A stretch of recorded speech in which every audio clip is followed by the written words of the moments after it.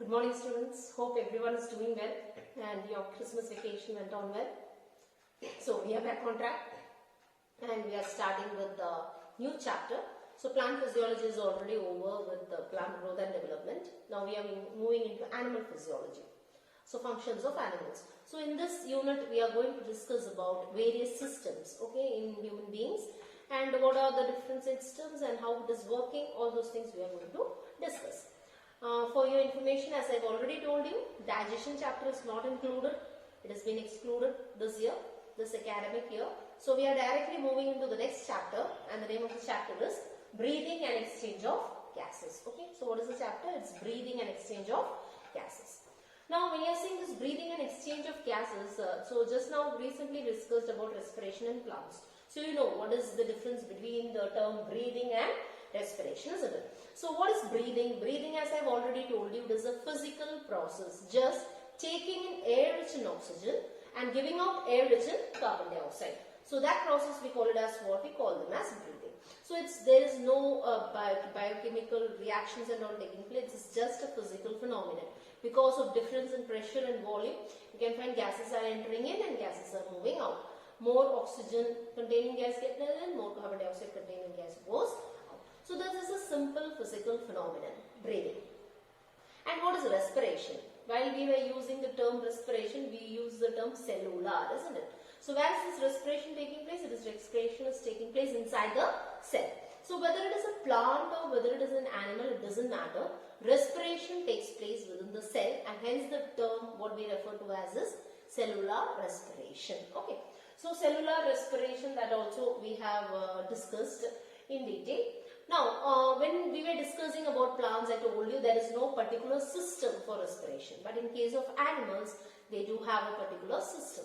So what is that system called? Respiratory system. So lungs is the main respiratory system, human respiratory system, okay, wherein the exchange of gases are taking place, oxygenated and deoxygenated blood is getting done, okay, exchange is taking place. So that is what respiratory system is dealing with. Now, when you see this respiration, it is not carried out in the same way in all organisms. All animals, it's not the same. There are different structures in different animals carrying out respiration. Okay. So the first one, when you are saying in case of lower invertebrates, like in case of sponges, coelentrates, flatworms, and all, when you are saying the general body surface, so the whole surface of the body have minute pores through which you can find the gases enter in, gases moves out, oxygen enter in, carbon dioxide moves out, rich air moves out. So through the general body surface, through simple diffusion, gases enter in and gases move out. There is no particular system involved. There is no particular structure involved in the same. So what is the general structure where it is taking place when you are saying it's the general body surface? The whole body surface you can find, they are capable of diffusion. The gases can enter in and leave out, okay, based on the concentration gradient. Where it is higher, from there it will move to the lower region, and when you can find carbon dioxide after carrying out respiration will be high inside, outside it will be less, so the carbon dioxide will move out. So just because of pressure gradient, concentration gradient, gases are moving in and gases are moving out. So that is general body surface. Okay, I told you examples. Lower invertebrates like sponges, flatworms, okay. Thereafter coelentrates, and that you can find. Then next is your moist cuticle. So cuticle is a slimy layer on the surface of those animals like earthworm. Through that cuticle also you can find gaseous exchanges taking place. So that is the structure, moist coating, which is present on the external layer of animals like earthworm. Okay. So there also you can find what is taking place. Exchange of gases is taking place. So that is the second structure.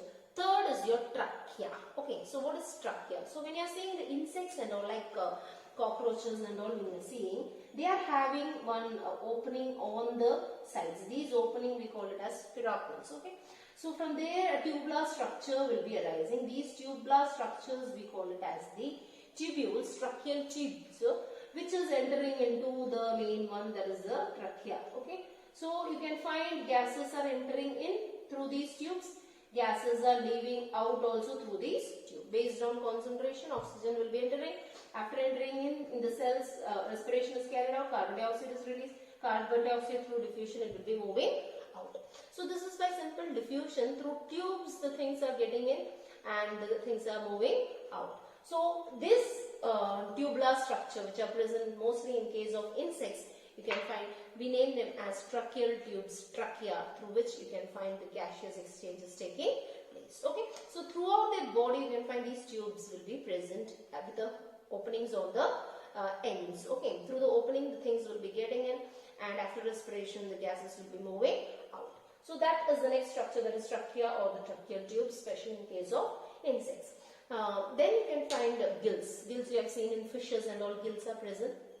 Through it the dissolved oxygen gets in and the dissolved carbon dioxide moves out. So gills is another respiratory structure through which gaseous exchange can take place. And the last, in case of us, mostly all the vertebrates, when you see, they respire with the help of a special structure, we call it as what? The lungs. So lungs is another structure through which the respiration can take place. Okay. So what are the different structures which helps in respiration in case of animals? You can list it out like gentle body surface, they can respire. They respire with the help of tubules. They respire with the help of what? The trachea or the tracheal tubes, isn't it? And they respire with the help of gills, and as well as mostly when you are saying all the vertebrates, they respire with the help of lungs. Okay, so these are the various the structures which are involved in respiration.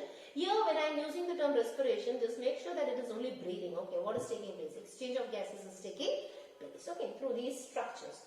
Now next we are moving on to the main topic, that is the human respiratory system. So you need to draw this diagram, you have to practice that diagram, and this diagram can be asked for your examination as well, and we are going to learn about the structure of this diagram.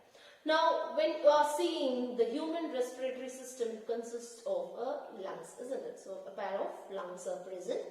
So the lungs, you know, it is present in the chest cavity, the thoracic cavity. There only what will be present? The lungs will be present. Okay.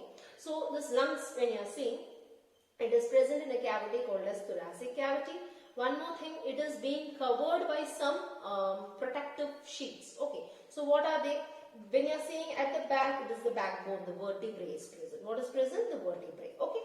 And in the front, when you are saying this part, it is sternum. The bone which is present is what? The sternum. So lungs is supported in a cage-like structure, you can find it, having some skeletal structures which is helping in protecting the inner parts of the thoracic cavity, the lungs as well as the heart. So on the back it is vertebral column, backbone, and in the front you can find the sternum. Okay, just a thing. So at the back what it is vertebral column. Okay, so at the back it is vertebral column. Thereafter in the front, when you are seeing what is present, it is sternum. So in the front, just imagine it is the sternum, and thereafter you can find there is a cage-like structure which is covering the lungs. From vertebra to the sternum, it will be coming and joining. Okay, so there are the ribs. So what are they? They are the ribs. So 12 ribs when you are seeing it is there, and these ribs when you are seeing, they are acting like a cage-like structure which is covering the lungs. Okay, so at the back it is vertebral column, in the front it is sternum, two bones. So in these two bones, when you are seeing, is being protected by a bony structure which we call it as what? The ribs. Okay, rib cage is protecting, and at the bottom here you can find a flap of muscle tissue will be present. We call them as diaphragm. So what is that? It is diaphragm. Okay, so here you can find on the thoracic abdomen. So just above that, the thoracic cavity, the bottom one, you can find a dome-shaped structure. We call it as what? The diaphragm. So these are the things which you need to know when you are moving into the respiratory system. What are the protective covering which is covering the lungs? So vertebral column, thereafter you have sternum, then you have rib cage, and then you are having what? You are having the diaphragm. So these are the structure which is helping in what? They are going to help us in respiration. Okay. Now we are going to discuss in detail the human respiratory system, the lungs. This respiratory system can be divided into two parts. Okay. So that's what we are going to discuss now. So human respiratory system, as I have already told you, the main part is what? The lungs. Okay. So respiratory system, the gases where it is moving, how it is moving. Okay, so through which structure it is moving, that's what is being depicted in this diagram. So the gas is moving into the lungs through first opening, what we call it as the nostrils. So through the nostril the gases are entering in. Thereafter it is reaching where? It is reaching the next part, which is called it as the epiglottis, and thereafter it will reach to the larynx. From there it will reach to trachea, then it will divide into bronchi. From there it will be moving into the lungs. Okay, so two lungs are there, a pair of lungs are there, that we know. Now this nostril, through that the gas is entering. Here you can find there are two pipes. One is the foot pipe and another one is the wind pipe. Okay, the wind pipe is the trachea and another one is your foot pipe, the esophagus. Okay, so through which the food moves in. Wind pipe, wind moves in. Now listen students, every time when you are seeing the wind pipe is open. The foot pipe also when you are seeing to some extent it's open only. Okay, so when is this food pipe, when you are saying wind pipe has to be closed? When it is to be closed? When you are swallowing the food. Otherwise what will happen, the food can also enter into the windpipe, lungs, dangerous, isn't it? So in order to prevent the food from entering into the windpipe, there is a structure called as what? The epiglottis. So when you are swallowing, just touch here and see some structure moves up and comes down. So actually when it is moving up, what it is doing is that they are going and closing. It is a flap-like structure, okay, the epiglottis. So this epiglottis closes the windpipe so that the food will enter into which part? The food pipe only. Other times when you are saying the wind is going in, if it is going into the food pipe also the wind, no issues. But if the food goes into wind pipe, there is a danger. Okay. So when you are swallowing the food, the epiglottis helps in closing of the windpipe so that the food is moving into the food pipe. Okay. So the air is entering into the nostril, from there it is moving into the epiglottis, from there to the larynx, the voice box. Thereafter it is moving into the trachea. After the structure you can find they are entering, bifurcating into two and they are converted. Now the structure we call it as the bronchi. This bronchi when you see can be divided into. So this is the trachea which is bifurcating into two, entering into the two lungs.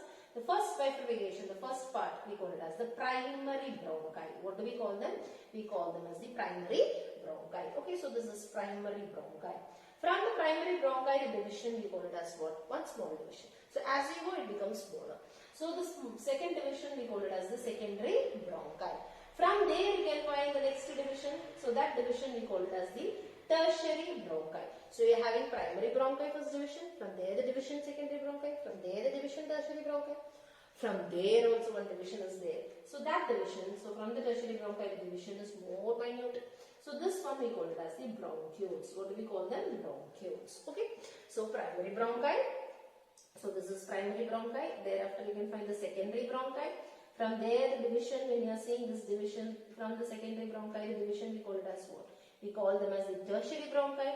From there the division we call it as the bronchioles, and at last they will lead into a sac-like structure. The sac-like structure we call it as the alveoli, or we call them as the air sac. Okay, so it is called as either alveolar or we can call it as what? The air sac. Is that clear? So this is regarding how the gases are moving and entering into the main part, that is the air sac or the alveolar. So nostrils, from there larynx, from there trachea, from there it is going into the bronchi. Bronchi is divided into three. What are they? Primary bronchi, secondary bronchi, tertiary bronchi.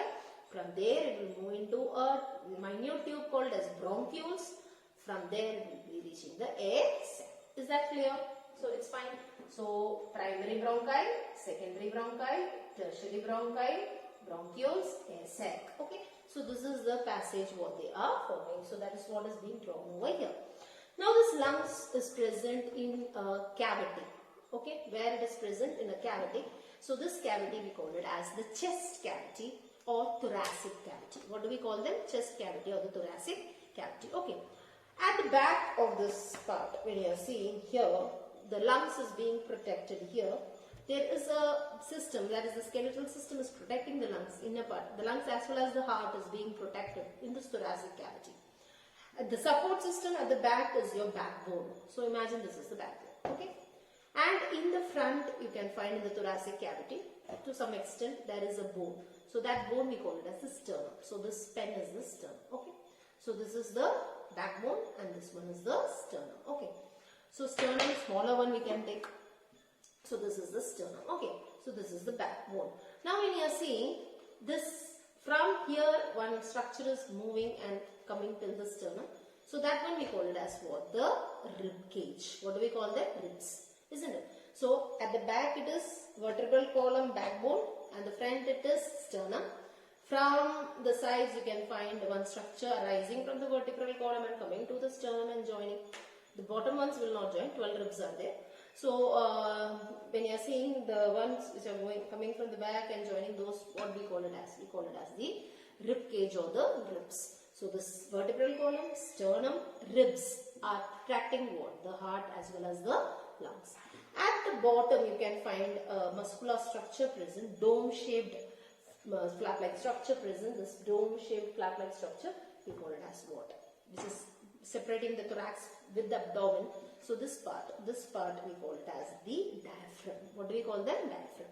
So these all structures. And when you are seeing this rib cage, the rib cage is connected with that of the lungs with a set of muscles. These muscles we call it as intercostal muscles. What do we call them? Intercostal muscles, right? So vertebral column, sternum, rib cage. The rib cage is connected with the lungs with the help of a muscle called as what? Intercostal muscles. The thoracic cavity is divided from the abdomen by a dome-shaped structure. What? It is called as what? It is called as the diaphragm. Okay. So like this, the lungs as well as the heart is being protected, and the lungs, when you are seeing all these trachea, thereafter bronchi, primary, secondary, tertiary bronchi, everyone is made up of cartilage. They are not made up of a single bone. They are made up of many C-shaped ring-like structures. So this rings, what do we call them? We call it as the cartilaginous rings. Okay. So you know what is cartilage, isn't it? It's not as stiff as bone. It is somewhat soft. So this cartilage is actually helping in providing flexibility. Okay. So to some extent the lungs has to expand. They have to contract when the gases are moving in. If it is rigid, they will say that I will not expand, contract, means possible. It's not possible. Pressure difference should be there, isn't it? So in order to expand and contract, when you are seeing, they are made up of what? Here, this one, primary bronchi, secondary bronchi, tertiary bronchi, to some extent sometimes bronchioles also, they are all made up of what? Cartilaginous rings. That is totally full round knot. It is C-shaped. Okay, cartilaginous rings, and this C-shaped cartilaginous rings, when you are seeing, they are helping in restricted movements. They are somewhat flexible, allowing some sort of movements. Okay. Then this respiratory system can be divided into two parts. One is the conducting part and another one is the exchange part. Okay. What is the difference between them? Conducting means there no exchange of gases is taking place. Actually breathing, we are breathing in oxygen. Why? Because the oxygen should go and reach the blood, and then it has to go to different parts, and there the carbon dioxide has to come and the carbon dioxide has to be exchanged with oxygen, isn't it? So for this exchange, when you are seeing, it is taking place only in the sac-like structure, which we call it as what? The air sac or the alveoli. The other parts, that is the nostril, larynx, trachea, bronchi, bronchioles and till bronchioles, it is the conducting part. Only the gases are moving. Some sort of gas is getting in, some sort of gas is moving out. Only conduction is taking place. There is no exchange taking place. Okay. So where is the exchange taking place? It is taking place in the sac-like structures present. These sac-like structures are called as what? Alveoli or the air sac. So there only what will be taking place. You can find that the exchange of gases is taking place. Okay. So what we have discussed about human respiratory system, nostrils, larynx, trachea, primary bronchi, secondary bronchi, tertiary bronchi, bronchioles and air sac. Done. And lungs, when you are saying, it is having two coverings. So what are the two coverings? Outer covering, we call it as the outer pleural membrane. The inner covering, we call it as what? Inner pleural membrane. So the outer covering, we call it as, so they are having two membranes. Lungs, as I have already said, they are having two membranes. So this is the outer membrane and this one is the inner membrane. This outer membrane is outer pleural membrane and the inner membrane is the inner pleural membrane. In between this, there is a space. So this space, when you are seeing, this space cavity is filled with a fluid. What is the fluid? The fluid is the pleural fluid. What is the function of this? They are acting as shock absorbers. So if someone is beating you in the chest, okay, so sometimes injury is not there, but that shock may pass, the pressure may pass, isn't it? So that has to be observed so that the lungs is safe. Okay. So in order to observe that shock vibration, who is responsible? This fluid is responsible. So lungs, when you have seen, there are two membranes. How many? Two. What are they? Outer pleural membrane, inner pleural membrane, and in between there is a gap. The gap is filled with a fluid called as what? The pleural fluid. Okay. And when we are seeing, we have learned that at the bottom it is diaphragm, and in the front it is the sternum, at the back it is the vertebral column, over the side it is the rib cage, which is protecting the lungs as well as the heart. Okay. And they are also helpful for restricted movement, so that pressure difference is created, which causes the intake of gas and exhaling of gases. Okay.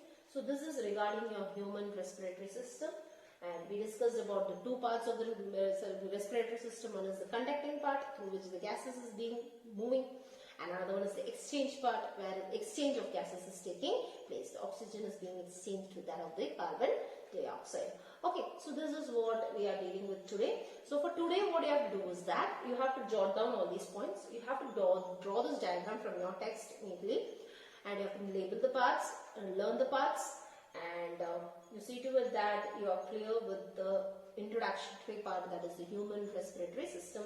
This diagram is an important 2-mark or 3-mark question with explanation. So you should be familiar with the parts of the lungs, and you should know what it is actually. Okay. That's all for today.